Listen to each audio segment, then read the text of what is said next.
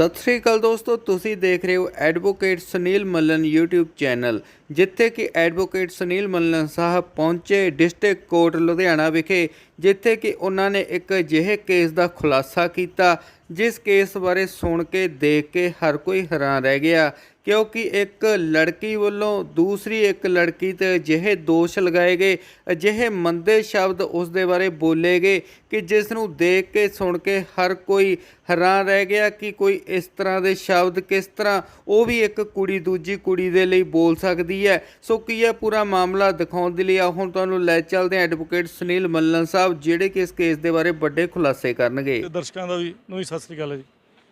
Sir, एक औरत वालों औरत दे बारे काफ़ी मंदे शब्द बोले गए ने जी, ते ओहदे बारे की कहना चाहोगे, की मामला है ऑडियंस नूं? मामला है जी बदले की भावना। ਜਦੋਂ कोई बंदा दिमागों खराब हो जाए तो ये सोचे कि मैं दुनिया ਨੂੰ ਢਾ ਲੈਣਾ और ਉਹਦੇ ਵਾਸਤੇ ਕਿਸੇ ਵੀ ਨੀਚਤਾ ਤੇ ਉਤਰ ਆਵੇ, ਇਹ ਉਹਦਾ ਰਿਜ਼ਲਟ ਹੈ। ਔਰ ਇਸ ਕਰਕੇ ਇੱਕ ਵਿਆਹੀ ਲੜਕੀ ਨੇ ਆਪਣੇ ਸਹੁਰੇ ਪਰਿਵਾਰ ਨੂੰ ਤੇ ਜੋ ਵੀ ਉਹਨੇ ਝੂਠੇ ਸੱਚੇ ਰੱਬ ਜਾਣਦਾ, ਮੈਂ ਉਹਦੇ ਤੇ ਉਹਦੀ ਮੈਰਿਟ ਤੇ ਗੱਲ ਨਹੀਂ ਕਰਦਾ, ਬਟ ਜੋ ਮੈਨੂੰ ਦਿਖਦਾ ਉਹ ਝੂਠੇ, ਸਾਰਾ ਕੁਝ ਝੂਠ ਹੈ। ਕਿਉਂਕਿ ਉਹਦਾ 6-7 ਸਾਲ ਪਹਿਲਾਂ ਸਭ ਕੁਝ ਖਤਮ ਹੋ ਚੁੱਕਾ ਸੀ। 6-7 ਸਾਲ ਪਹਿਲਾਂ ਅਚਾਨਕ ਫਿਰ ਉਹਦੀ ਜਿਹੜੀ ਲੜਕੀ ਉਹਦੀ ਭੈਣ ਵਕੀਲ ਬਣੀ ਹੈ ਤੇ ਉਹਨੇ ਆਪਣੀ ਵਕਾਲਤ ਦੀ ਪ੍ਰੈਕਟਿਸ ਸ਼ਾਇਦ ਆਪਣੀ ਭੈਣ ਦੇ ਕੇਸ ਤੋਂ ਕਰਨੀ ਸ਼ੁਰੂ ਕੀਤੀ। ਔਰ ਉਹਨਾਂ ਨੇ ਜਦੋਂ ਕੋਰਟ 'ਚ ਕੇਸ ਪਾਇਆ ਆਪਣੇ ਪਤੀ ਦੇ ਖਿਲਾਫ, ਲੜਕੀ ਦਾ ਨਾਂ ਸਿਮਰਨਜੀਤ ਕੌਰ ਹੈ, ਲੁਧਿਆਣੇ ਦੀ ਰਹਿਣ ਵਾਲੀ ਹੈ, ਔਰ ਲੜਕੇ ਦਾ ਨਾਂ ਹਰਪ੍ਰੀਤ ਸਿੰਘ ਹੈ, ਉਹ ਧਾਰੀਵਾਲ ਤੋਂ ਰਹਿਣ ਵਾਲੇ ਨੇ। ਤੇ ਉਹਨਾਂ ਦੇ ਖਿਲਾਫ ਜਦੋਂ ਕੇਸ ਪਾਇਆ ਉਹਦੇ ਵਿੱਚ ਉਹਨਾਂ ਨੇ ਇੱਕ ਬਿਆਨ ਲਿਖਿਆ ਕਿ ਡੈਸ਼ ਤੇ ਡੈਸ਼ ਦੋ ਭੈਣਾਂ ਹਨ। ਮੈਂ ਲੜਕੀਆਂ ਦਾ ਨਾਮ ਇੰਟੈਂਸ਼ਨਲੀ ਨਹੀਂ ਲੈ ਰਿਹਾ। ਡੈਸ਼ ਤੇ ਡੈਸ਼ ਦੋ ਭੈਣਾਂ ਹਨ ਜਿਹੜੀਆਂ ਕਿ ਪ੍ਰੋਫੈਸ਼ਨਲ ਕਾਲ ਗਰਲ ਹਨ ਤੇ ਉਹ ਗੰਦਾ ਵਪਾਰ ਕਰਦੀਆਂ ਹਨ ਤੇ ਉਹਨਾਂ ਦਾ ਰਿਸ਼ਤਾ ਇਹ ਹੈ ਉਹ ਹੈ, ਉਹ ਜਿਹੇ ਗੰਦ ਲਿਖਿਆ ਉਹਨਾਂ ਨੇ। ਔਰ ਜਿਹਦੇ ਵਿੱਚ ਸਭ ਤੋਂ ਪਹਿਲਾਂ ਤੇ ਮੈਨੂੰ ਜਦੋਂ ਉਹ ਇਹ ਗੱਲ ਉਹਨਾਂ ਨੇ ਕੋਰਟ 'ਚ ਜਿਹੜੇ ਕੇਸ ਪਾਏ ਆ, ਡੋਮੈਸਟਿਕ ਵਾਇਲੈਂਸ ਦਾ ਕੇਸ ਪਾਇਆ ਉਹਦੇ 'ਚ ਲਿਖਿਆ, ਇੱਕ ਉਹਨਾਂ ਨੇ ਮੇਨਟੇਨੈਂਸ ਦਾ ਕੇਸ ਪਾਇਆ ਤੇ ਜਾਂ ਜਿਹੜੀ ਵੀ ਕੋਈ ਕੰਪਲੇਂਟ ਕੀਤੀ ਉਹਦੇ ਵਿੱਚ, ਈਵਨ ਉਹਨਾਂ ਨੇ ਪੁਲਿਸ ਕੰਪਲੇਂਟ ਕੀਤੀ ਉਹਦੇ 'ਚ ਵੀ ਇਹ ਸ਼ਬਦ ਵਰਤੇ ਨੇ। ਉਹਨਾਂ ਦੀ ਪੁਲਿਸ ਕੰਪਲੇਂਟ ਦਾ ਪੈਰਾ ਨੰਬਰ 6 'ਚ ਸ਼ਰੇਆਮ ਸਾਫ਼ ਭਾਸ਼ਾ 'ਚ ਪੰਜਾਬੀ 'ਚ ਸ਼ਬਦ ਲਿਖੇ ਗਏ ਨੇ। ਹੁਣ ਜੇ ਮੈਂ ਕਾਨੂੰਨੀ ਗੱਲ ਕਰਾਂ ਤੇ ਕਾਨੂੰਨ ਦੇ ਤੌਰ ਤੇ ਕਿਸੇ ਵੀ ਈਵਨ ਪ੍ਰੋਸਟੀਟਿਊਟ ਹੋਵੇ ਵੀ ਤੇ ਉਹਨੂੰ ਉਹ ਸ਼ਬਦ ਵਰਤਣਾ ਪਾਪ ਹੈ, ਗੈਰ ਕਾਨੂੰਨੀ ਹੈ ਔਰ ਔਰਤ ਦੀ ਮਰਿਆਦਾ ਦੇ ਬਰਖਿਲਾਫ ਇੱਕ ਉਹ ਪਾਪ ਹੈ, ਉਹਦੀ ਸਜ਼ਾ ਹੈ। ਸੋ ਮੈਂ ਉਸ ਲੜਕੀ ਦਾ ਵਕੀਲ ਹਾਂ ਜਿਹਦੇ ਖਿਲਾਫ ਉਹ ਕੇਸ ਸ਼ਬਦ ਵਰਤੇ ਗਏ। ਉਹ ਲੜਕੀ OBC ਕੈਟਾਗਰੀ ਤੋਂ ਹੈ ਔਰ ਅਨਪ੍ਰਿਵਿਲੇਜਡ ਫੈਮਿਲੀ ਤੋਂ ਹੈ। ਔਰ ਇਹਦਾ ਮਤਲਬ ਇਹ ਨਹੀਂ ਕਿ ਉਹ ਪਰਿਵਾਰ ਅਨਪ੍ਰਿਵਿਲੇਜਡ ਫੈਮਿਲੀ ਤੋਂ ਹੈ ਤੇ ਅਸੀਂ ਉਹਨਾਂ ਬਾਰੇ ਕੁਝ ਵੀ ਮਜ਼ਾਕ ਉਡਾਈਏ, ਉਹਨਾਂ ਬਾਰੇ ਕੁਝ ਵੀ ਗੰਦ ਬੋਲੀਏ। ਔਰ ਉਹਦੇ ਵਾਸਤੇ ਜਦੋਂ ਉਹਨਾਂ ਨੇ ਇਹ ਸ਼ਬਦ ਵਰਤੇ ਆ ਤੇ ਮੈਂ ਦੂਜੀ ਪਾਰਟੀ ਨੂੰ ਨੋਟਿਸ ਦਿੱਤਾ ਹੈ ਔਰ ਉਸ ਨੋਟਿਸ ਦੇ ਵਿੱਚ ਮੈਂ ਸ਼ਰੇਆਮ ਲਿਖਿਆ ਲੜਕੀ ਆਪ ਜਿਹੜੀ ਸਿਮਰਨਜੀਤ ਕੌਰ ਹੈ ਉਹ ਪਾਰਟੀ ਹੈ, ਅਮੋਲਕ ਸਿੰਘ ਉਹਦਾ ਫਾਦਰ ਹੈ ਉਹਨੂੰ ਪਾਰਟੀ ਬਣਾਇਆ, ਮੈਂ ਬਲਵਿੰਦਰ ਕੌਰ ਉਹਦੀ ਮਾਂ ਉਹਨੂੰ ਪਾਰਟੀ ਬਣਾਇਆ, ਨਿਧੀ ਉਹਦੀ ਭੈਣ ਹੈ ਸਿਮਰਨਜੀਤ ਦੀ ਉਹਨੂੰ ਪਾਰਟੀ ਬਣਾਇਆ, ਰੋਬਿਨ ਉਹਦਾ ਬ੍ਰਦਰ ਹੈ ਉਹਨੂੰ ਪਾਰਟੀ ਬਣਾਇਆ। ਹੁਣ ਤੁਸੀਂ ਪੁੱਛੋਗੇ ਵੀ ਪਟੀਸ਼ਨ ਤਾਂ ਇੱਕ ਨੇ ਪਾਈ ਤੇ ਪੰਜਾਂ ਨੂੰ ਪਾਰਟੀ ਕਿਉਂ ਬਣਾਇਆ? ਇਹੀ ਸਵਾਲ ਸੀਗਾ ਵੀ ਇਹਨਾਂ ਦੇ ਖਿਲਾਫ ਕਿਉਂ ਹੈ, ਇਹਨਾਂ ਦੇ ਖਿਲਾਫ ਕਿਉਂ ਹੈ? ਉਹਦੇ ਪਿੱਛੇ ਬੜਾ ਸਿੰਪਲ ਕਲੀਅਰ ਰੀਜ਼ਨ ਹੈ। ਜਦੋਂ ਇੱਕ ਔਰਤ ਮੈਟਰੀਮੋਨੀਅਲ ਡਿਸਪਿਊਟ ਤੋਂ ਬਾਅਦ ਆਪਣੇ ਪੇਕੇ ਘਰ 'ਚ ਬਹਿੰਦੀ ਹੈ ਤੇ ਇਹ ਕਹਿੰਦੀ ਹੈ ਕਿ ਮੇਰੇ ਮਾਂ-ਪਿਓ ਮੇਰੀ ਮਦਦ ਕਰ ਰਹੇ ਨੇ, ਇਟ ਮੀਨਸ ਕਿ ਮਾਂ-ਪਿਓ ਦੇ ਇਨਫਲੂਐਂਸ ਹੈ। ਤੇ ਜੇ ਮਾਂ-ਪਿਓ ਦੇ ਇਨਫਲੂਐਂਸ ਹੈ ਤੇ ਮਾਂ-ਪਿਓ ਹੀ ਇਹਦਾ ਮਤਲਬ ਸਮਝਾਉਂਦੇ ਪਏ ਨੇ, ਉਹੀ ਉਹਦੀ ਸ਼ਹਿ ਦਿੰਦੇ ਪਏ ਨੇ, ਉਹੀ ਕਰਦੇ ਪਏ ਨੇ। ਇਸ ਕਰਕੇ ਉਹ ਸਾਰੇ ਪਾਰਟੀ ਹੈ। ਕਿਉਂਕਿ ਜਿਹੜੀ ਵੀ ਪਟੀਸ਼ਨ ਵਕੀਲ ਸਾਹਿਬ ਲਿਖ ਕੇ ਦਿੰਦੇ ਆ, ਅਸੀਂ ਵੀ ਵਕੀਲ ਹਾਂ, ਅਸੀਂ ਜਦੋਂ ਕਿਸੇ ਲੜਕੀ ਦਾ ਕੇਸ ਲੜਦੇ ਹਾਂ ਉਹ ਲੜਕੀ ਆਪ ਵੀ ਪੜ੍ਹਦੀ ਹੈ ਤੇ ਆਪਣੇ ਮਾਂ-ਪਿਓ ਨਾਲ ਸਲਾਹ ਦਿੰਦੀ, ਕਿਉਂਕਿ ਪਹਿਰਾ ਮੁੜ ਕੇ ਉਹਨਾਂ ਨੇ ਦੇਣਾ ਹੁੰਦਾ। ਸੋ ਉਹਦੇ ਵਿੱਚ ਮੈਂ ਕ੍ਰਿਮੀਨਲ ਡੈਫੇਮੇਸ਼ਨ ਦਾ ਕੇਸ ਪਾਇਆ, covering provision of indecency against modesty of woman, ਫਿਰ including criminal intimidation covering IPC and provisions of scheduled caste and scheduled tribe act. ਉਹਦੇ ਵਿੱਚ ਮੈਂ ਇਹਨਾਂ ਦੇ ਖਿਲਾਫ ਆਲਮੋਸਟ FIR ਦੀ ਡਿਮਾਂਡ ਕੀਤੀ ਹੈ।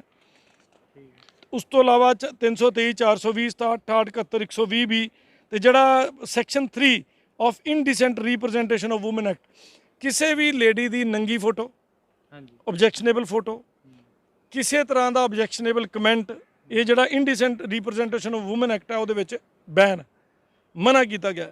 ਮੈਂ ਤੁਹਾਨੂੰ ਪਹਿਲਾਂ ਵੀ ਦੱਸਿਆ ਸੀ ਕੋਰਟ 'ਚ ਵੀ ਜਦੋਂ ਅਸੀਂ ਕੋਈ ਇਹੋ ਜਿਹਾ ਰੇਪ ਵਿਕਟਮ ਦਾ ਜਾਂ ਰੇਪਿਸਟ ਦਾ ਜਾਂ ਕਿਸੇ ਦਾ ਵੀ ਕਰਦੇ ਹਾਂ, ਜਿਵੇਂ ਸੋਸ਼ਲ ਮੀਡੀਆ ਦੇ ਲੋਕ ਨਿਊਡ ਫੋਟੋਆਂ ਪਾ ਦਿੰਦੇ ਨੇ, ਅਸੀਂ ਕੋਰਟ 'ਚ ਜਦੋਂ ਐਪਲੀਕੇਸ਼ਨ ਲਾਉਂਦੇ ਹਾਂ ਉਸ ਚਿੱਟੇ ਕਾਗਜ਼ ਦੇ ਉੱਤੇ ਅਸੀਂ 2 ਲਾਈਨਾਂ ਲਿਖਦੇ ਹਾਂ कि nude photo of the girl intentionally kept secret is available with the council in a sealed and will be supplied to the honorable court in sealed envelope ਕਿ ਜਦੋਂ ਵੀ ਕੋਰਟ ਮੰਗੇਗੀ ਅਸੀਂ ਸੀਲ ਐਨਵੈਲਪ 'ਚ ਦੇ ਸਕਦੇ ਹਾਂ ਕੀਪਿੰਗ ਇਨ ਵਿਊ ਦਾ modesty of woman. Section 354 354 clear ਕਰਦਾ ਹੈ ਜਿਹੜਾ ਵੀ ਬੰਦਾ ਇੱਕ ਔਰਤ ਦੀ ਮਰਿਆਦਾ ਨੂੰ ਭੰਗ ਕਰੇ ਚਾਹੇ ਉਹਦੇ ਵੱਲ 20 ਸੈਕਿੰਡ ਤੋਂ ਵੱਧ ਘੂਰ ਕੇ ਵੇਖੇ ਉਹਦੇ ਗਿੱਟਿਆਂ ਵੱਲ ਵੀ, ਉਹ ਵੀ ਗੈਰ ਕਾਨੂੰਨੀ ਹੈ। ਤੇ ਇੱਕ ਔਰਤ ਦੇ ਖਿਲਾਫ ਐਡਾ ਵੱਡਾ ਤੁਸੀਂ ਗੱਲ ਕਹਿ ਦੇਣੀ, ਮੈਂ ਕਲੀਅਰ ਕਹਿਣਾ ਕੋਈ ਸ਼ਰੇਆਮ ਇਹ ਕੰਮ ਕਰਦੀ ਵੀ ਹੋਵੇ ਨਾ ਤਾਂ ਵੀ ਨਹੀਂ ਲਿਖ ਸਕਦੇ ਤੁਸੀਂ, ਤਾਂ ਵੀ ਨਹੀਂ ਉਹਨੂੰ ਕਹਿ ਸਕਦੇ ਲਾਅ ਕਹਿੰਦਾ ਸਾਡਾ। ਤੇ ਇਹਨਾਂ ਨੇ ਤਾਂ ਲਿਖ ਕੇ ਦਿੱਤਾ ਔਰ ਲਿਖ ਕੇ ਵੀ ਕਿੱਥੇ ਦਿੱਤਾ ਪਬਲਿਕ ਡੋਮੇਨ 'ਚ। ਕੋਈ ਵੀ ਬੰਦਾ ਸਰਟੀਫਿਕੇਟ ਕਾਪੀ ਇਸ ਚੀਜ਼ ਦੀ ਲੈ ਕੇ ਉਹਨੂੰ ਅਖਬਾਰ 'ਚ ਛਾਪ ਸਕਦਾ। ਤੇ ਇਹਦੀ ਸਜ਼ਾ ਉਹਨਾਂ ਨੂੰ ਬਹੁਤ ਹੈਵੀ ਪੈਣੀ ਹੈ। ਕੋਰਟ 'ਚ ਵੱਖਰੀ ਅਸੀਂ ਪਟੀਸ਼ਨ ਲਾਉਣ ਲੱਗੇ ਹਾਂ ਔਰ ਪੁਲਿਸ ਨੂੰ ਦੇਣ ਲੱਗੇ ਹਾਂ। ਅਫਸੋਸ ਕਿੱਥੇ ਹੈ, ਅਸੀਂ ਇਹ ਦਿੱਤੀ ਕੰਪਲੇਂਟ ਪੁਲਿਸ ਨੂੰ, ਠੀਕ ਹੈ ਜੀ, ਧਾਰੀਵਾਲ ਗੁਰਦਾਸਪੁਰ ਏਰੀਏ 'ਚ। ਪੁਲਿਸ ਨੇ ਬਿਨਾਂ ਕਿਸੇ ਸੋਚ ਸਮਝ ਤੋਂ ਆਪਣੀ ਮੈਂ ਕਹੂੰਗਾ ਬੇਵਕੂਫੀ ਦੇ ਜ਼ਰੀਏ ਉਹਦੇ ਤੇ ਬਿਨਾਂ ਚੱਜ ਨਾਲ ਇਨਕੁਆਇਰੀ ਕੀਤੀ ਉਹਨਾਂ ਨੇ ਲੁਧਿਆਣੇ ਭੇਜਤੀ। ਉਹੀ ਕਹਿ ਰਹੇ ਸੀ ਵੀ ਗੁਰਦਾਸਪੁਰ ਦੇ ਵਿੱਚ ਕੇਸ ਰਜਿਸਟਰਡ ਹੋਇਆ, ਕੰਪਲੇਂਟ ਕੀਤੀ ਗਈ, ਤੇ ਲੁਧਿਆਣੇ ਦੇ ਵਿੱਚ ਕਿਸ ਤਰ੍ਹਾਂ ਦੀ ਕਚਹਿਰੀਆਂ ਪੂਰੇ ਖੜੇ? ਲੁਧਿਆਣੇ ਉਸ ਲੜਕੀ ਨੇ ਆਪਣੇ ਹਸਬੰਡ ਦੇ ਖਿਲਾਫ ਲੁਧਿਆਣੇ ਕੇਸ ਪਾਇਆ। ਠੀਕ ਹੈ ਜੀ।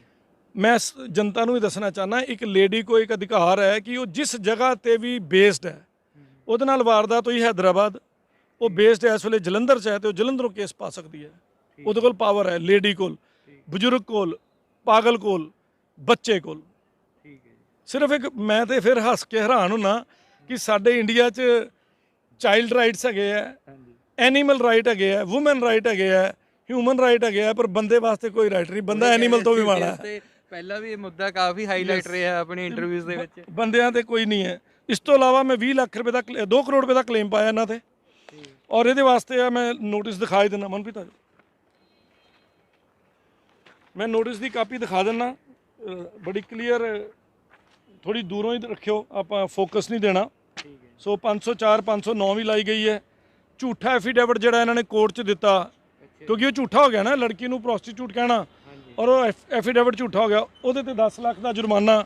ਸੋ ਇਦਾਂ ਦੀਆਂ ਧਾਰਾ ਲਾ ਕੇ ਅਸੀਂ ਨੋਟਿਸ ਦਿੱਤਾ ਹੈ। ਔਰ ਮਜ਼ੇਦਾਰ ਗੱਲ ਦੱਸੀਏ, ਚਾਹੇ ਮੈਂ ਕਹਿੰਦਾ ਮੈਂ ਉਹਨਾਂ ਨੂੰ ਨੋਟਿਸ ਵੀ ਡਿਲੀਵਰ ਕਰਤਾ, ਨੋਟਿਸ ਉਹਨਾਂ ਨੂੰ ਡਿਲੀਵਰ ਹੋ ਚੁੱਕਾ, ਮੇਰਾ ਵਿਜ਼ਿਟਿੰਗ ਕਾਰਡ ਵੀ ਚਲ ਗਿਆ, ਉਹ ਵੀ ਹੋ ਗਿਆ ਤੇ ਰਜਿਸਟਰੀਆਂ ਵੀ ਹੋ ਗਈਆਂ। ਇਸ ਤੋਂ ਇਲਾਵਾ ਮਜ਼ੇਦਾਰ ਗੱਲ ਤੁਹਾਨੂੰ ਦੱਸਦਾ ਕਿ ਧਾਰੀਵਾਲ ਵੀ ਪੁਲਿਸ ਨਾਕਾਮਯਾਬ ਰਹੀ ਸੀ ਦੋਸ਼ੀ ਧਿਰ ਨੂੰ ਸੱਦਣ ਲਈ, ਉਹ ਸੱਦ ਨਹੀਂ ਸਕੀ। ਪੁਲਿਸ ਸਾਡੀ ਇੰਨੀ ਕਮਜ਼ੋਰ ਹੋ ਚੁੱਕੀ ਹੈ ਕਿ ਤੁਹਾਨੂੰ ਆਪਣਾ ਨਿਆਂ ਲੈਣ ਲਈ ਅੱਜ ਮੈਂ ਉਸ ਧਾਰੀਵਾਲ ਦੀ ਲੜਕੀ ਲਈ ਲੁਧਿਆਣੇ ਤੱਕ ਪਹੁੰਚ ਗਿਆ ਕਿਉਂਕਿ ਅੱਜ ਸਿਮਰਨਜੀਤ ਕੌਰ ਵੱਲੋਂ ਪਾਏ ਕੇਸ ਦੀ ਤਰੀਕ ਸੀ ਤੇ ਇੱਕ ਥਾਣੇ ਉਹਨਾਂ ਨੇ ਕੇਸ ਪਾਇਆ ਸੀਗਾ। ਮੈਂ ਉੱਥੇ ਵੀ ਪਹੁੰਚਿਆ ਵੀ ਅੱਜ ਸਾਹਮਣੇ ਆਏ ਹੋਣਗੇ ਤੇ ਉੱਥੇ ਵੀ ਉਹਨਾਂ ਕੋਲੋਂ ਜਵਾਬ ਮੰਗਾਵਾਂਗਾ ਥਾਣੇ ਬਹਿ ਕੇ। ਬਟ ਅੱਜ ਉਹਨਾਂ ਨੇ ਬਹਾਨਾ ਮਾਰਤਾ ਕਿ ਸਾਡੇ ਘਰ ਕੋਈ ਮਰ ਗਿਆ। ਇਸ ਤੋਂ ਪਹਿਲਾਂ ਬਹਾਨਾ ਵੱਜਦਾ ਸੀ ਕਰੋਨਾ ਹੋ ਗਿਆ, ਇਸ ਤੋਂ ਪਹਿਲਾਂ ਹੋ ਗਿਆ ਐਕਸੀਡੈਂਟ ਹੋ ਗਿਆ ਜੀ, ਇਸ ਤੋਂ ਪਹਿਲਾਂ ਕੁਝ ਹੋਰ ਪੰਗੇ ਪੈ ਗਏ। ਮਤਲਬ ਆ ਨਹੀਂ ਰਹੇ ਤਰੀਕ ਤੇ ਕੇਸ ਕਰ ਲਿਆ, ਹੁਣ ਉਹਦੀ ਪੈਰਵਾਈ ਨਹੀਂ ਕਰਨਾ ਆ ਪਾ ਰਹੇ ਤੇ ਨਾ ਆ ਪਾ ਰਹੇ। ਕਦੀ ਉਹਨਾਂ ਦੇ ਵਕੀਲ ਸਾਹਿਬ ਪਿੱਛੇ ਹਟ ਜਾਂਦੇ ਨੇ, ਕਦੀ ਕੁਛ ਕਰਦੇ ਪਏ ਨੇ। ਸੋ ਚੋਰ ਦੇ ਪੈਰ ਨਹੀਂ ਹੁੰਦੇ। ਉਹਨਾਂ ਨੇ ਸੋਚਿਆ ਸੀ ਵੀ ਪਾ ਦਾਂਗੇ, ਇਹ ਡਰ ਜਾਣਗੇ, ਘਬਰਾ ਜਾਣਗੇ, ਮੁੰਡੇ ਵਾਲੇ ਐ, ਇਹਨਾਂ ਕੋਲੋਂ 25 30 50 ਲੱਖ ਠੱਗ ਲਾਂਗੇ। ਜੋ ਅੱਜ ਕੱਲ੍ਹ ਦੀਆਂ ਜ਼ਿਆਦਾਤਰ ਕੁੜੀਆਂ ਦਾ ਰਵੱਈਆ ਹੋ ਚੁੱਕਾ ਕਿ ਜੇ ਪਰਿਵਾਰ ਚੰਗਾ ਹੈ ਤੇ ਉਹਦੇ ਕੋਲੋਂ ਪੈਸੇ ਠੱਗੋ, ਉਹਨਾਂ ਨੂੰ ਹਰਾਸ ਕਰੋ, ਉਹਨਾਂ ਦੇ ਬਜ਼ੁਰਗਾਂ ਤੇ ਕੇਸ ਪਾ ਦਿਓ ਜਿਨ੍ਹਾਂ ਦਾ ਕਸੂਰ ਵੀ ਨਹੀਂ ਬਣਦਾ। ਸੋ ਇੱਕ ਇਹ ਮਿਸਾਲ ਕਾਇਮ ਹੋਏਗੀ ਇਸ ਕੇਸ 'ਚ ਜਦੋਂ ਉਹਨਾਂ ਦੇ ਖਿਲਾਫ ਪਰਚਾ ਹੋਏਗਾ ਤੇ 100% ਹੋਏਗਾ। ਇਹ ਮੈਂ ਅੱਜ ਯਕੀਨ ਦਿਵਾ ਦਿੰਦਾ ਆਪਣੀ ਜਨਤਾ ਨੂੰ। ਜਨਤਾ ਦੀ ਅਦਾਲਤ 'ਚ ਆਪਾਂ ਖੜੇ ਹਾਂ ਔਰ ਬਹੁਤ ਜਲਦੀ ਇਹਦਾ ਰਿਜ਼ਲਟ ਵੀ ਸਾਹਮਣੇ ਆਏਗਾ ਕਿਉਂਕਿ ਅਸੀਂ ਫਿਰ ਉੱਥੋਂ ਵੀ ਗੁਰਦਾਸਪੁਰ ਪੁਲਿਸ ਨੂੰ ਵੀ ਨੋਟਿਸ ਦੇ ਦਿੱਤਾ ਕਿ ਤੁਹਾਡੇ ਕੋਲ ਪਾਵਰ ਹੀ ਨਹੀਂ ਸੀ, ਤੁਸੀਂ ਇਲੀਗਲ ਐਕਟ ਕੀਤਾ ਤੇ ਤੁਸੀਂ ਟ੍ਰਾਂਸਫਰ ਨਹੀਂ ਸੀ ਕਰ ਸਕਦੇ। ਸੋ ਇਦਾਂ ਦਾ ਮੁੱਦਾ ਹੈ ਔਰ ਬੜਾ ਸੀਰੀਅਸ ਮੁੱਦਾ ਹੈ। ਇਹਦੇ ਵਿੱਚ SC ST ਐਕਟ ਦੇ ਜਿਹੜੇ ਪ੍ਰਧਾਨ ਨੇ ਉਸ ਇਲਾਕੇ ਦੇ, ਉਹ ਮੇਰੇ ਨਾਲ ਨੇ। ਉਹ ਮੈਨੂੰ ਬੜੀ ਵਾਰ ਕਹਿ ਚੁੱਕੇ ਕਿ ਸਰ ਅਸੀਂ ਧਰਨੇ ਲਾਈਏ, ਕੁਛ ਕਰੀਏ, ਤੇ ਮੈਂ ਲੈ ਕੇ ਆ ਕਿ ਨਹੀਂ ਭਾਜੀ, ਆਪਾਂ ਪਹਿਲਾਂ ਕਾਨੂੰਨੀ ਲੜਾਈ ਲੜ ਲਈਏ, ਜਦੋਂ ਮੇਰੇ ਹੱਥ ਖੜੇ ਹੋ ਜਾਣਗੇ ਤੇ ਆਪਾਂ ਡੈਫੀਨੇਟਲੀ ਆਪਾਂ, ਕਿਉਂਕਿ ਜਿਹੜੀ ਜਨਤਾ ਨੂੰ ਧਰਨਾ ਲਾ ਕੇ ਰੋਕਣਾ ਉਹ ਤੇ ਸਾਡੇ ਭੈਣ ਭਰਾ ਨੇ। ਜੇ ਲਾਉਣਾ ਹੀ ਹੋਏਗਾ ਤਾਂ ਕੋਈ ਇੰਟੈਲੀਜੈਂਟ ਪ੍ਰੋਟੈਸਟ ਕਰਾਂਗੇ ਤਾਂ ਕਿ ਪ੍ਰਸ਼ਾਸਨ ਦੀ ਤੇ ਪੁਲਿਸ ਅਧਿਕਾਰੀਆਂ ਦੀ ਨੀਂਦ ਹਰਾਮ ਕਰੀਏ। ਉਹਨਾਂ ਨੂੰ ਡਰ ਲੱਗੇ ਕਿ ਉਹਨਾਂ ਦੇ ਖਿਲਾਫ ਜਿਹੜੀ ਪੁਲਿਸ ਨੇ ਗਲਤ ਕਮੈਂਟ ਕੀਤਾ ਹੈ ਜਾਂ ਰੋਂਗ ਜਗ੍ਹਾ ਭੇਜਿਆ, ਉਹਨਾਂ ਤੇ ਵੀ ਅਸੀਂ ਕੱਲ ਨੂੰ 217 18 public servant disobeying duties of law and justice to public, ਉਹਦੇ ਖਿਲਾਫ ਵੀ ਉਹਨਾਂ ਦੇ ਕਾਰਵਾਈ ਕਰਨੀ ਹੈ, ਛੱਡਣਾ ਸੀ ਉਹਨਾਂ ਨੂੰ ਵੀ ਨਹੀਂ ਹੈ ਜੀ। ਤੇ ਸਰ ਜਿਵੇਂ ਕਿ ਕਿਹਾ ਜਾਂਦਾ ਹੈ ਕਿ ਅੱਜ ਦੇ ਸਮੇਂ ਦੇ ਵਿੱਚ ਜੇਕਰ ਔਰਤ ਦੀ ਕੋਈ ਮਾੜੀ ਦਸ਼ਾ ਵੀ ਹੈ ਤਾਂ ਉਹਦੇ ਲਈ ਜ਼ਿੰਮੇਵਾਰ ਖੁਦ ਔਰਤ ਹੈ। ਜਦੋਂ ਔਰਤ ਹੀ ਔਰਤ ਦੀ ਇੱਜ਼ਤ ਕਰਨ ਲੱਗ ਜਾਵੇਗੀ ਤਾਂ ਇਹਦੀ ਦਸ਼ਾ ਦੇ ਵਿੱਚ ਵੀ ਸੁਧਾਰ ਹੋਵੇਗਾ। ਤੇ ਜਿਵੇਂ ਇੱਕ ਤੁਸੀਂ ਦੱਸਿਆ ਇਹ ਕੇਸ ਸਾਹਮਣੇ ਆਇਆ, ਔਰਤ ਨਹੀਂ ਔਰਤ ਦੇ ਖਿਲਾਫ ਕਾਫੀ ਮੰਦੇ ਸ਼ਬਦ ਬੋਲੇ ਨੇ ਜਿਹੜੇ ਕਿ ਆਪਾਂ ਬੋਲੇ ਨਹੀਂ, ਲਿਖ ਕੇ ਦਿੱਤੇ ਆ ਉਹ ਵੀ ਅਦਾਲਤ ਦੇ ਕੇਸ 'ਚ। ਹਾਂਜੀ ਉਹੀ ਕਹਿ ਰਹੇ ਸੀ ਵੀ ਲਿਖ ਕੇ ਕੇਸ ਦੇ ਵਿੱਚ ਕੀਤੇ ਨੇ, ਉਹਨਾਂ ਦੇ ਖਿਲਾਫ ਕਾਫੀ ਇਦਾਂ ਦੀਆਂ ਤੁਸੀਂ ਧਾਰਾਵਾਂ ਦੱਸੀਆਂ ਨੇ ਜਿਹੜੀਆਂ ਬਣਦੀਆਂ ਨੇ। ਤੁਸੀਂ ਇਹ ਵੀ ਦੱਸਿਆ ਕਿ ਉਸ ਔਰਤ ਦੀ ਜੋ ਸਿਸਟਰ ਹੈ ਉਹ ਵੀ ਵਕੀਲ ਹੈ, ਕਿ ਤੁਹਾਨੂੰ ਲੱਗਦਾ ਜਾਣਬੁੱਝ ਕੇ ਸ਼ਬਦ ਬੋਲੇ ਗਏ ਨੇ ਜਾਂ ਫਿਰ ਕੋਈ ਕੀ ਤੁਹਾਨੂੰ ਉਹਨਾਂ ਦੀ ਮਾਨਸਿਕਤਾ ਲੱਗਦੀ ਹੈ ਇਹਦੇ ਪਿੱਛੇ? ਦੇਖੋ ਜੀ, ਮਾਨਸਿਕਤਾ ਤੇ ਗਰੀਬ ਹੀ ਆ ਉਹਨਾਂ ਦੀ, ਸੋਚ ਤੇ ਮਾੜੀ ਹੋਈ ਹੈ। ਹਾਂਜੀ, ਜਿਹਨੂੰ ਇਹ ਸ਼ਰਮ ਨਹੀਂ ਆਈ ਕਿ ਮੈਂ ਇਹ ਕੰਮ ਕਰਨਾ ਹੈ, ਇਹ ਕੰਮ ਕਰਨ ਲੱਗੀ ਆ, ਉਹਦਾ ਤਰੀਕਾ ਸੀ ਉਹਨੂੰ ਰਿਪਰੈਜ਼ੈਂਟ ਕਰਨ ਦਾ ਵੀ। ਬਟ ਤੁਸੀਂ ਕਿਸੇ ਲੜਕੀ ਦੇ ਖਿਲਾਫ ਇਲਜ਼ਾਮ ਲਾ ਦਿਓ, ਇਦਾਂ ਜਾਇਜ਼ ਹੈ? ਗਲਤ ਹੈ, ਇਲੀਗਲ ਹੈ। ਮਤਲਬ ਮੈਂ ਤੇ ਇੱਕ ਲੜਕੀ ਦੀ ਮਰਜ਼ੀ ਤੋਂ ਬਿਨਾਂ ਉਹਦਾ ਹੱਥ ਵੀ ਨਹੀਂ ਫੜ ਸਕਦਾ, ਚਾਹੇ ਭਰਾ ਹੀ ਹੋਵਾਂ, ਸਹੀ ਗੱਲ, ਸਕਾ ਭਰਾ ਵੀ ਹੋਵਾਂ, ਉਹਦੇ ਕੋਲ ਇੰਨੇ ਅਧਿਕਾਰ ਨੇ। ਤੇ ਫਿਰ ਗੰਦੀ ਨੀਤ ਨਾਲ ਜਾਂ ਗੰਦੇ ਸ਼ਬਦ ਵਰਤਣਾ ਤੇ ਬੜੀ ਦੂਰ ਦੀ ਗੱਲ ਹੋ ਗਈ। ਅੱਗੋਂ ਵੇਖੋ ਇਹ ਪਾਰਟੀ ਕਿੰਨੀ ਚਲਾਕ ਹੈ। ਆਹ ਇੱਕ ਨੋਟਿਸ ਹੈ ਭਾਜੀ, ਜਿਹੜਾ ਮੈਂ ਇਹਨਾਂ ਨੂੰ ਭੇਜਿਆ, ਇਹਨਾਂ ਨੇ ਪੜ੍ਹਿਆ, ਉੱਤੋਂ ਲਿਖਤਾ ਵੀ ਇੱਥੇ ਕੋਈ ਨਹੀਂ ਰਹਿੰਦਾ ਹੁਣ। ਸੀ ਨੋਟਿਸ ਖੋਲ ਕੇ ਪੜ੍ਹ ਲੈਂਦੇ ਨੇ ਤੇ ਵਾਪਸ ਭੇਜਦੇ ਨੇ। ਅਮੋਲਕ ਸਿੰਘ, ਦੱਸੋ ਮੋਲਕ ਸਿੰਘ ਆਪਣੇ ਘਰ 'ਚ ਨਹੀਂ ਰਹਿੰਦਾ। ਰੋਬਿਨ ਨੂੰ ਭੇਜਿਆ ਮੈਂ, ਬ੍ਰਦਰ ਆਫ ਸਿਮਰਨਜੀਤ ਕੌਰ, ਤੇ ਨੋਟਿਸ ਪੜ੍ਹ ਲਿਆ ਤੇ ਉੱਤੇ ਲਿਖਤਾ ਵੀ ਇੱਥੇ ਰਹਿੰਦਾ ਹੀ ਨਹੀਂ। ਕਿੰਨੀ ਮਾੜੀ ਗੱਲ ਹੈ। ਮਤਲਬ ਡਰਦੇ ਕਿਉਂ ਪਏ ਹੋ? ਸਾਹਮਣੇ ਆਓ ਨਾ। ਹੁਣ ਜਦੋਂ ਹੁਣ ਸਾਹਮਣੇ ਉਹ ਫਨੀਅਰ ਸਭ ਖਲੋ ਗਿਆ, ਕੋਬਰਾ ਆ ਗਿਆ, ਹੁਣ ਡਰ ਕਿਉਂ ਲੱਗਦਾ ਪਿਆ? ਸੋ ਇਹ ਗੱਲਾਂ ਬੜੀਆਂ ਸੋਚਣ ਵਾਲੀਆਂ ਨੇ। ਇਲਜ਼ਾਮ ਲਾਉਣਾ ਬੜਾ ਸੌਖਾ, ਉਹਨੂੰ ਪ੍ਰੂਵ ਕਰਨਾ, ਉਹਦੇ ਅੱਗੇ ਪਹਿਰਾ ਦੇਣਾ, ਉਹਦੇ ਅੱਗੇ ਉਹਨੂੰ ਪੈਰਵਾਈ ਕਰਾ ਕੇ ਅੱਗੇ ਤੱਕ ਲੈ ਕੇ ਜਾਣਾ ਇਜ਼ ਟਫ ਜੌਬ। ਸੋ ਇਲਜ਼ਾਮ ਲਾਉਣ ਤੋਂ ਪਹਿਲਾਂ ਸੋਚਣਾ ਚਾਹੀਦਾ ਸੀ। ਬਟ ਹੁਣ ਇਹਨਾਂ 5 ਜਣਿਆਂ ਤੇ FIR ਹੋਏਗੀ and I am very sure ਹੋਏਗੀ। ਔਰ ਜਿੱਦਣ ਹੋਏਗੀ ਆਪਾਂ ਤੁਹਾਨੂੰ ਫਿਰ ਉਹਦੀ ਦੱਸਾਂਗੇ ਉਹਦੇ ਬਾਰੇ। ਤੇ ਹੋਰ ਕੋਈ ਤੁਹਾਡੇ ਦਿਲ 'ਚ ਸਵਾਲ ਹੋਵੇ ਤੇ ਪੁੱਛੋ। ਬਸ ਇਹੀ ਸੀਗਾ ਜੀ। ਉਮੀਦ ਹੈ ਜਲਦ ਹੀ ਇੱਕ ਸਬਕ ਸਾਹਮਣੇ ਆਵੇਗਾ ਇਸ ਕੇਸ ਦੇ ਵਿੱਚ। ਤੇ ਦੋਸਤੋ, ਜਿਵੇਂ ਹੀ ਇਸ ਬਾਰੇ ਕੋਈ ਹੋਰ ਖੁਲਾਸਾ ਸਾਹਮਣੇ ਆਉਂਦਾ ਜਾਂ ਜੋ ਵੀ ਅੱਗੇ ਦੀ ਕਾਰਵਾਈ ਸਾਹਮਣੇ ਆਉਂਦੀ ਹੈ, ਕੁਝ ਰਿਜ਼ਲਟ ਨਿਕਲਦਾ ਹੈ, ਤਾਂ ਉਸੇ ਸਮੇਂ ਤੁਹਾਡੇ ਲਈ ਲਿਮਟਿਡ ਗਿਆਨ ਤੇ ਲੈ ਕੇ ਹਾਜ਼ਰ ਹੋਵਾਂਗੇ। ਫਿਲਹਾਲ ਇੱਥੇ ਮੈਨੂੰ ਕੁਲਵਿੰਦਰ ਸਿੰਘ ਨੂੰ ਦਿਓ ਇਜਾਜ਼ਤ। ਕਹਿਣਾ ਚਾਹੁੰਦਾ, ਜਿੰਨੇ ਵੀ ਕਿਸੇ ਭੈਣ ਭਰਾ ਦੇ ਖਿਲਾਫ ਇਦਾਂ ਦਾ ਕੋਈ ਕੰਮ ਹੋਇਆ ਹੋਵੇ, ਆਪਣੇ ਕੇਸ ਨੂੰ ਚੰਗੀ ਤਰ੍ਹਾਂ ਪੜ੍ਹਿਆ ਕਰੋ, ਉਹਦਾ ਮਤਲਬ ਕੱਢਿਆ ਕਰੋ। ਮਤਲਬ ਕੱਢਣ ਤੋਂ ਬਾਅਦ ਉਹਦੇ ਤੇ ਲੀਗਲ ਲਾਇਬਿਲਿਟੀ ਜਾਂ ਲੀਗਲ ਤੁਹਾਡਾ ਕੀ ਹੱਕ ਬਣਦਾ, ਉਹਦੇ ਤੇ ਰਾਈਟ ਕਲੇਮ ਕਰਿਆ ਕਰੋ। ਜ਼ਿਆਦਾਤਰ ਅਸੀਂ ਰਿਪਲਾਈ ਦੇਣ 'ਚ ਫਸੇ ਰਹਿੰਦੇ ਹਾਂ। ਜਦ ਤੱਕ ਤੁਸੀਂ ਦੋਸ਼ੀ ਪਾਰਟੀ ਤੇ ਜਾਂ ਸਾਹਮਣੇ ਵਾਲੀ ਪਾਰਟੀ ਤੇ ਅਟੈਕ ਨਹੀਂ ਕਰੋਗੇ, ਅਗਲਾ ਸੌਂਏਗਾ ਨਹੀਂ, ਅਗਲਾ ਤੁਹਾਨੂੰ ਤੰਗ ਕਰਦਾ ਰਹੇਗਾ। ਔਰ ਜਦੋਂ ਅਗਲੇ ਤੇ ਅਟੈਕ ਕਰਦੇ ਹੋ, ਤੁਸੀਂ ਜੈਨੂਇਨ ਅਟੈਕ ਕਰਿਓ। ਇਹ ਗੱਲ ਯਾਦ ਰੱਖਿਓ, ਉਹਨੇ ਗਲਤ ਅਟੈਕ ਕੀਤਾ, ਤੁਸੀਂ ਗਲਤ ਅਟੈਕ ਕੀਤਾ, ਗਲਤੀ ਨਾਲ ਗਲਤੀ ਦੋਨੋਂ ਫਸ ਗਏ। ਜਦੋਂ ਤੁਸੀਂ ਜੈਨੂਇਨ ਅਟੈਕ ਕਰੋਗੇ ਤਾਂ ਥੋੜ੍ਹੇ ਦਿਨਾਂ ਬਾਅਦ ਤੁਹਾਡਾ ਪੈਰ ਉੱਚਾ ਹੋਣਾ ਸ਼ੁਰੂ ਹੋ ਜਾਏਗਾ, ਤੁਹਾਡਾ ਰੁਤਬਾ ਵਧਣਾ ਸ਼ੁਰੂ ਹੋ ਜਾਏਗਾ ਤੇ ਅਗਲਾ ਡਰਨਾ ਸ਼ੁਰੂ ਹੋ ਜਾਏਗਾ। ਜੋ ਮੇਰੇ ਕੇਸ 'ਚ ਹੋ ਰਿਹਾ, ਹੁਣ ਤੇ ਥਾਣੇ ਆਉਣ ਤੋਂ ਵੀ ਘਬਰਾਉਂਦੇ ਨੇ, ਆਪਣੀ ਦਰਖਾਸਤ ਵੀ ਨਹੀਂ ਆਉਂਦੇ, ਉਹਨਾਂ ਦਾ ਕੋਈ ਮਰ ਜਾਂਦਾ, ਉਹ ਸਾਰਾ ਟੱਬਰ ਹੀ ਮਾਰਨਗੇ ਮੈਨੂੰ ਲੱਗਦਾ। ਹਾਂ ਡੈਫੀਨੇਟਲੀ ਰੋਜ਼ ਹੀ ਉਹਨਾਂ ਦਾ ਕੋਈ ਨਾ ਕੋਈ ਮਰ ਜਾਣਾ, ਹੁਣ ਅਗਲੀ ਤਰੀਕ ਤੇ ਫਿਰ ਮਰ ਜਾਣਾ। ਹੁਣ ਦੇਖਦੇ ਹਾਂ ਕਿੱਦਣ ਆਉਂਦੇ ਨੇ ਸਾਹਮਣੇ।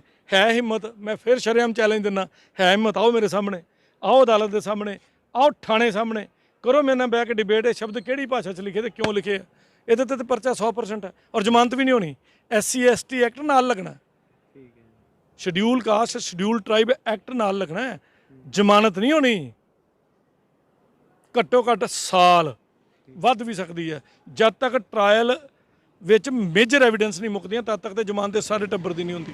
ਸਾਨੂੰ ਨਹੀਂ ਲੈਣਾ ਦੇਣਾ ਹਰਪ੍ਰੀਤ ਸਿੰਘ ਨਾਲ, ਤੁਹਾਡਾ ਕੀ ਲੈਣਾ ਦੇਣਾ, ਉਹਦੇ ਨਾਲ ਤੁਹਾਡਾ ਕੀ ਫੈਸਲਾ ਹੋਵੇ। ਬਟ ਮੇਰੀ ਕਲਾਇੰਟ ਦੇ ਖਿਲਾਫ ਤੁਸੀਂ ਇਹ ਗੰਦੇ ਸਵਾਲ, ਗੰਦੀਆਂ ਚੀਜ਼ਾਂ ਦਾ ਜਿਹੜਾ ਇਸਤੇਮਾਲ ਕੀਤਾ, ਇਹਦਾ ਜਵਾਬ ਤੁਹਾਨੂੰ ਦੇਣਾ ਹੀ ਪੈਣਾ ਹੈ। ਔਰ ਉਹੀ ਗੱਲ ਹੈ ਕਿ ਕਾਨੂੰਨ ਦੀ ਹੱਥ ਬਹੁਤ ਲੰਬੇ ਨੇ, ਪਹਿਰਾ ਦੇਣ ਵਾਲਾ ਚਾਹੀਦਾ ਹੈ। ਗਰਦਨ ਤੋਂ ਫੜਾਂਗੇ, ਛੱਡਦੇ ਨਹੀਂ। ਸੋ ਦੋਸਤੋ, ਇਹ ਸਨ ਐਡਵੋਕੇਟ ਸੁਨੀਲ ਮੱਲਨ ਜੀ, ਜੋ ਕਿ ਇਸ ਤਰ੍ਹਾਂ ਦੇ ਸਮਾਜਿਕ ਮੁੱਦਿਆਂ ਤੇ ਅਕਸਰ ਬੇਬਾਕ ਹੋ ਕੇ ਬੋਲਦੇ ਨੇ ਤੇ ਪੈਰਵਾਈ ਕਰਦੇ ਨੇ। ਇਹ ਵਾਲਾ ਮੁੱਦਾ ਵੀ ਮੈਂ ਫ੍ਰੀ ਲੜ ਰਿਹਾ। ਚੰਡੀਗੜ੍ਹ ਤੋਂ ਲੁਧਿਆਣੇ ਆਇਆ, ਧਾਰੀਵਾਲ ਵੀ ਜਾ ਚੁੱਕਾ, ਗੁਰਦਾਸਪੁਰ ਵੀ ਜਾ ਚੁੱਕਾ। ਸੋ ਇਹੋ ਜਿਹੇ ਕੰਮਾਂ 'ਚ ਜਿਹੜੇ ਇੱਥੇ ਕੋਈ ਸੁਸਾਇਟੀ 'ਚ ਅਨਪ੍ਰਿਵਿਲੇਜਡ ਬੰਦਾ ਹੋਵੇ ਤੇ ਮੈਨੂੰ ਪੈਸੇ ਦੀ ਲਾਲਚ ਨਹੀਂ ਹੈ। ਨੋ ਡਾਊਟ ਮੇਰੀ ਮਿਲਣ ਦੀ ਫੀਸ ਵੀ ਹੈ ਔਰ ਮੇਰੀ ਐਨੂਅਲ ਕੰਸਲਟੈਂਸੀ ਵੀ ਹੈ। ਬਟ ਇਹੋ ਜਿਹੇ ਮੁੱਦਿਆਂ 'ਚ ਪੈਸਿਆਂ ਦਾ ਲਾਲਚ ਦਿਲ 'ਤੇ ਨਹੀਂ ਹੈ। ਕੋਈ ਦੇ ਦੇ ਪਿਆਰ ਨਾਲ ਤਾਂ ਠੀਕ ਹੈ, ਨਾ ਦੇਵੇ ਤਾਂ ਠੀਕ ਹੈ। ਸੋ ਆਪਣੇ ਸਿੰਘ ਖੜੇ ਆ ਪੂਰੇ। ਹਾਂ। ਸੋ ਦੋਸਤੋ, ਉਮੀਦ ਹੈ ਜਲਦ ਹੀ ਇੱਕ ਸਬਕ ਮਿਲੇਗਾ, ਕਿਉਂਕਿ ਇਸ ਤਰ੍ਹਾਂ ਦੇ ਕੇਸ ਆਮ ਤੌਰ ਤੇ ਹੀ ਦੇਖੇ ਜਾਂਦੇ ਨੇ। ਤੇ ਜਿਵੇਂ ਹੀ ਇਸ ਵਿੱਚ ਕੁਝ ਨਵਾਂ ਆਉਂਦਾ ਹੈ, ਉਸੇ ਸਮੇਂ ਤੁਹਾਡੇ ਲਈ ਲਿਮਟਿਡ ਗਿਆਨ ਤੇ ਲੈ ਕੇ ਹਾਜ਼ਰ ਹੋਵਾਂਗੇ। ਫਿਲਹਾਲ ਇੱਥੇ ਮੈਨੂੰ ਕੁਲਵਿੰਦਰ ਸਿੰਘ ਨੂੰ ਤੇ ਐਡਵੋਕੇਟ ਸੁਨੀਲ ਮੱਲਨ ਜੀ ਨੂੰ ਦਿਓ ਇਜਾਜ਼ਤ। ਥੈਂਕ ਯੂ, ਧੰਨਵਾਦ।